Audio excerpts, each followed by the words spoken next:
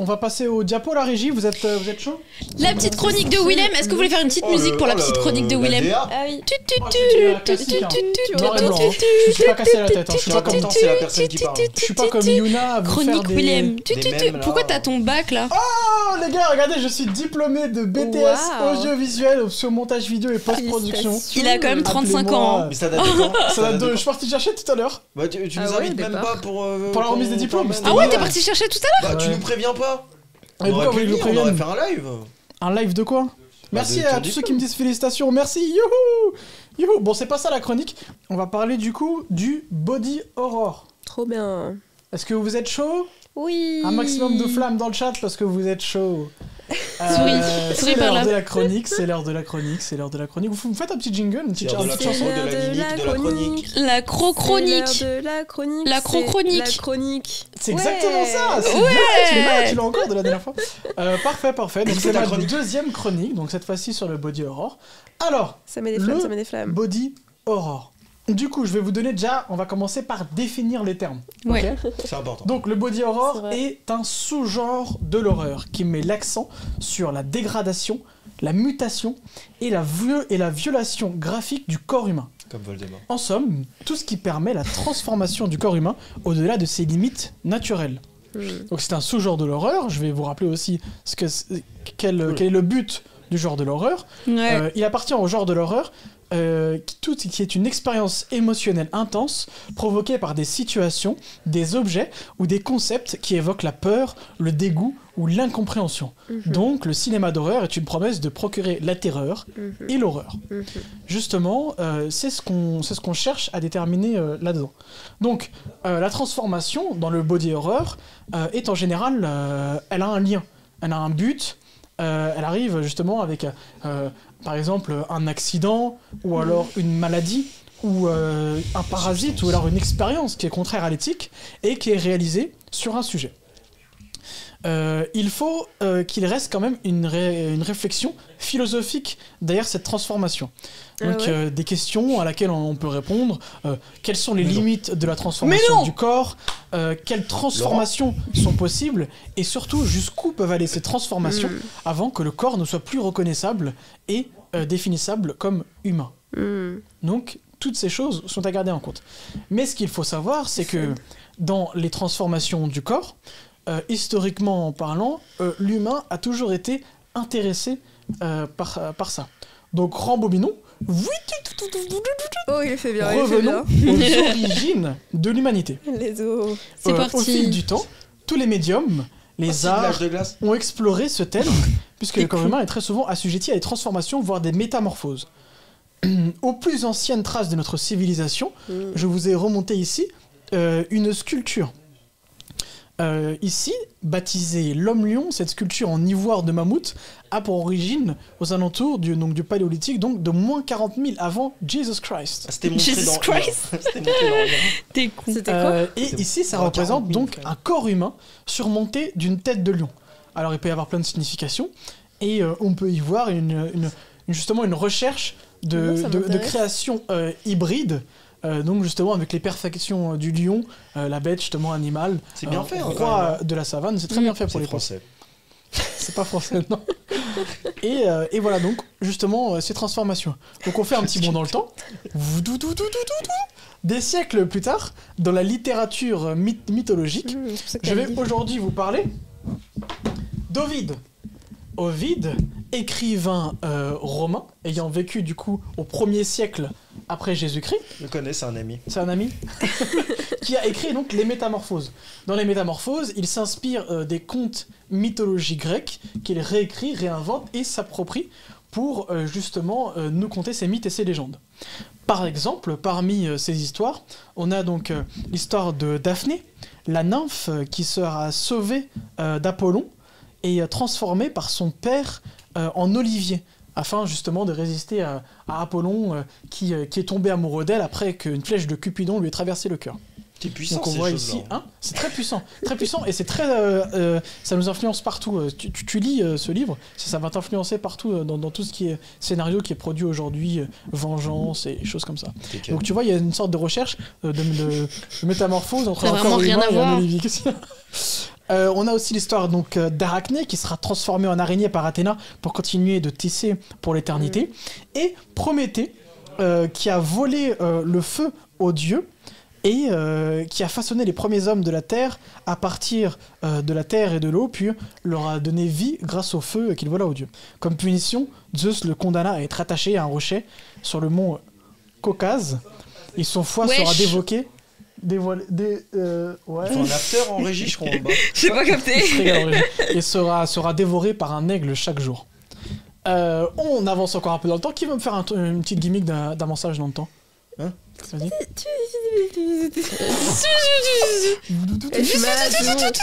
J'ai mal à la gorge. Waouh. On arrive des années et des années plus tard, au 19e siècle. Mon daron. Donc, ici, au 19e siècle, un roman pionnier et très important du genre, puisque Frankenstein, ou la Prométhée moderne, Prométhée, on y revient, voit le jour. Donc, Mary Shelley, publié en 1800... Mary Shelley, publié en 1818, a une grande influence dans l'horreur, puisque pendant des années, du coup, les gens vont attribuer donc Frankenstein, la créature de Frankenstein, parce que Victor Frankenstein est le docteur qui créa la créature. Donc, le roman relate la création par un jeune savant suisse de Victor Frankenstein d'un être vivant assemblé avec des parties de cadavres humains. Dégueu. Et justement, on appelle donc ce roman Frankenstein ou la Prométhée moderne parce que du coup, ou le Prométhée moderne, pardon, parce que du coup Frankenstein défie les dieux en faisant une création qui du coup n'est pas humaine, mais justement des bouts d'humains. Horrifié par l'aspect hideux de l'être auquel il a donné vie, Frankenstein rejette et abandonne sa création. Mais ce dernier, qui était doué d'intelligence, rencontre les humains et justement fait d'énormes mauvaises rencontres avec eux et finit par se venger d'avoir été rejeté.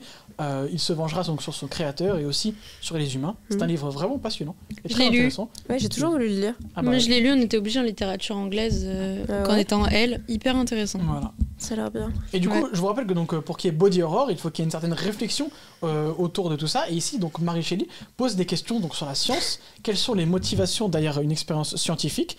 Et dans le cas de Frankenstein, c'est l'amour. Il a toujours voulu avoir un enfant, et donc il a décidé d'en créer un, de toute pièce, de lui-même. Mais contrairement à un dieu, il n'est pas capable d'aller au-delà de la création d'une apparence physique pour son enfant.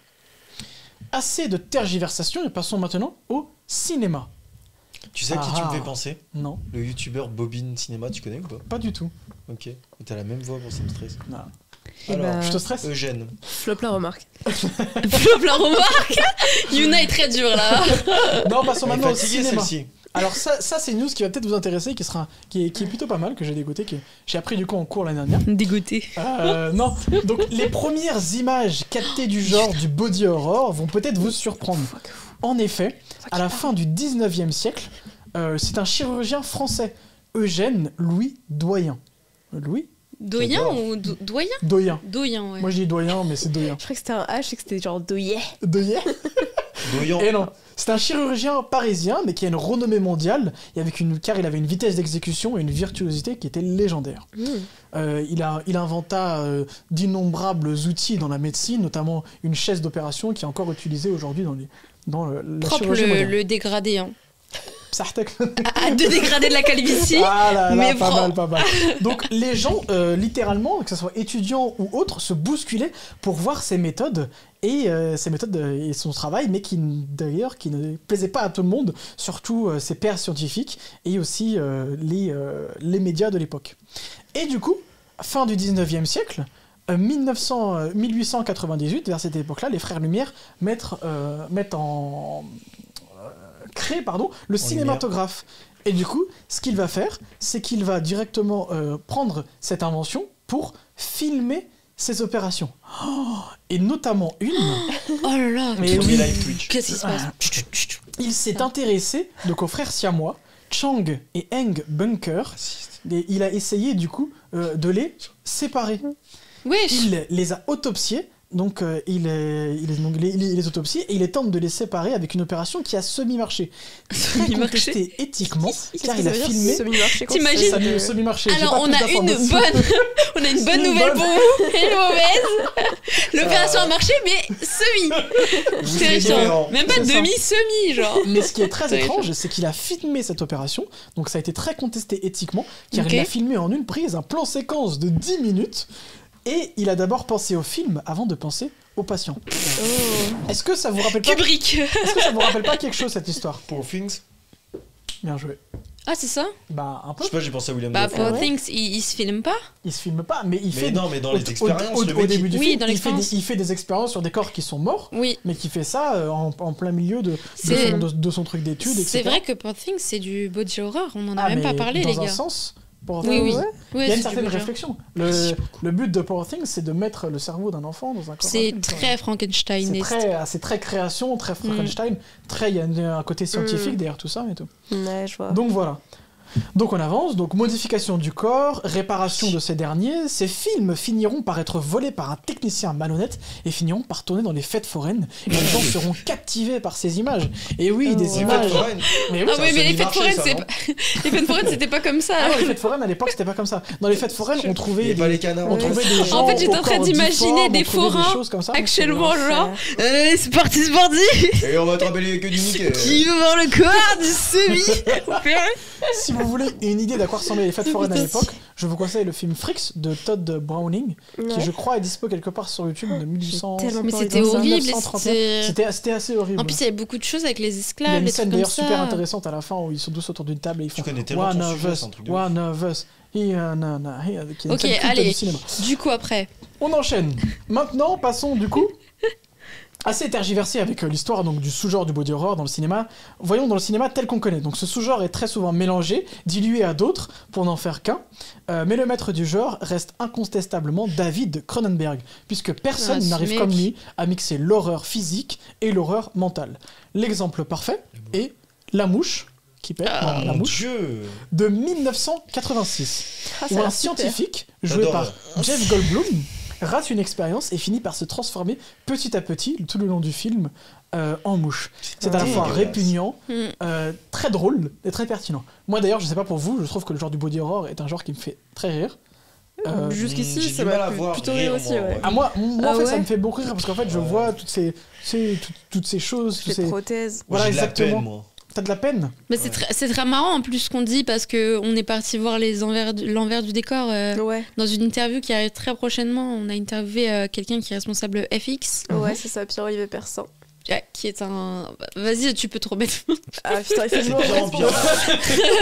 Mais, Non, mais qui, voilà, qui est quoi. très très fort et qui a travaillé sur plein de films et plein de séries comme Game of Thrones par exemple. Ouais, il a travaillé sur Game of Thrones, Le Comte de Monte Travaillé- Cristo, Ouais, c'est ça. Aznavour Oui. récemment, T'as Et dit c'est- Game of Thrones, ouais. Ouais. Le procès Il du a- chien, Ouais. Tapis, tout Oui. ça. Enfin bref, il a fait beaucoup de choses et notamment il a travaillé sur The Marsupilami. Substance. On a pu visiter Ouais. son atelier et c'était trop bien. Et en fait, on vous de- sortira cette interview très bientôt. ouais, en fait, moi j'ai découvert La Mouche, genre j'avais 6-7 ans je crois. What the fuck. Et Ta mère est dans le chat, pourquoi tu fais regarder C'est ça vrai que... en fait, il y avait un 17 ans, c'est un disque peu tôt. dur. Il y C'est avait tôt, un, C'est tout, un ouais. truc où il y avait plein de films. Mon oncle nous avait gravé plein de films et j'avais vu ce film-là et je trouvais ça dégueu. Genre, je l'ai enlevé au bout de 15 minutes. J'ai Ah, dit, c'est- ah, c'est pour le coup, c'est dégueu, horrible. Ah ouais Pour le coup, C'est c'est moche. vraiment dégueu. Ah ouais. Il est Oui, parce même qu'il se pas transforme transformé. petit à petit en mouche, donc ça commence sur son corps. Si, si, Tu au vois les moment poils où qui il commence à apparaître et transformer, tout.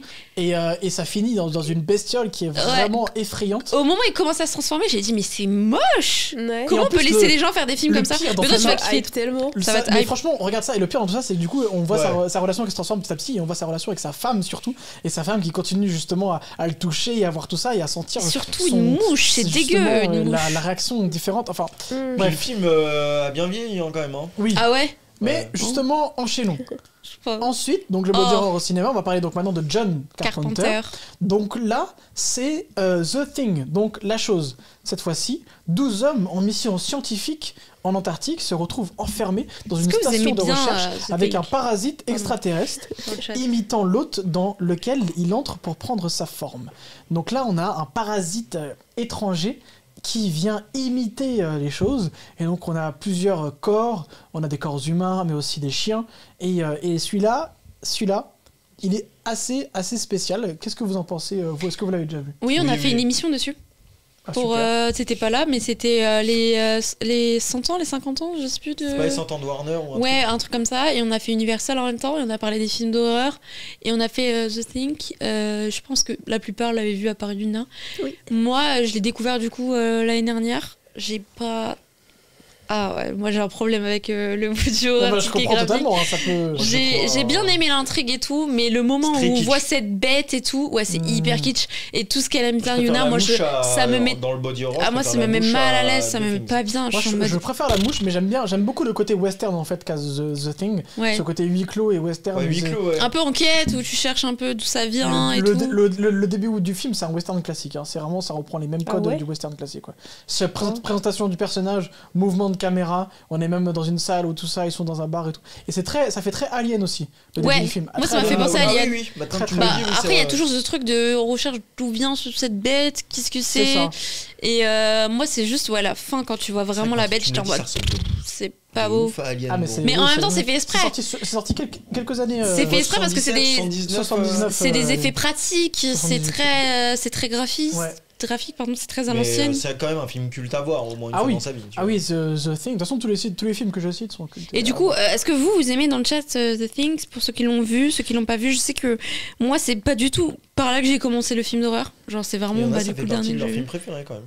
Ouais, je peux comprendre. Ouais. Et du coup, on va essayer d'enchaîner pour accélérer un peu cette chronique. Vas-y. Donc on va faire le dernier exemple avant de conclure. Alien.